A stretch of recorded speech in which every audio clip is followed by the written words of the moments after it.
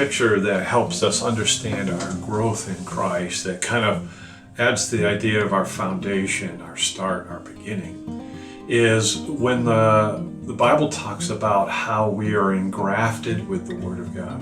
When we lived in Florida, I learned about how sweet navel oranges are grown.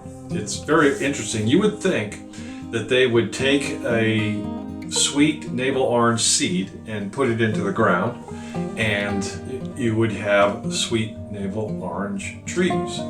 But that is not so. They start with what they call a sour stalk. Pretty much an orange tree that doesn't bear sweet oranges. It's sour. And what they would do is they would start it, it would get about 2 or 3 feet off of the ground. And then they would cut off about a foot or a foot and a half of it. And then they would splice or engraft. They call it skiing. They make a skein and it would cut into the sour stalk, and they would put this limb of the sweet orange navel branch into it, and then they would tie around it or tape it. And what would happen is the sour stalk would still draw up the nutrients and the water up into this tree, and it would actually, the sweet sour branch would begin to grow and would produce sweet navel oranges. Now this is amazing, something from a sour stalk able to produce sweet oranges. I love this, and I was wondering why this was.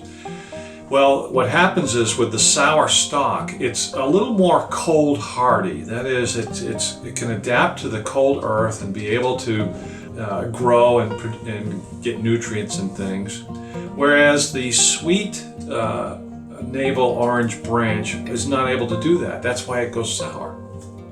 So when it grafted into the sour stalk, you are able to produce sweet oranges. Now listen, I love this because this is exactly what God is doing in our lives.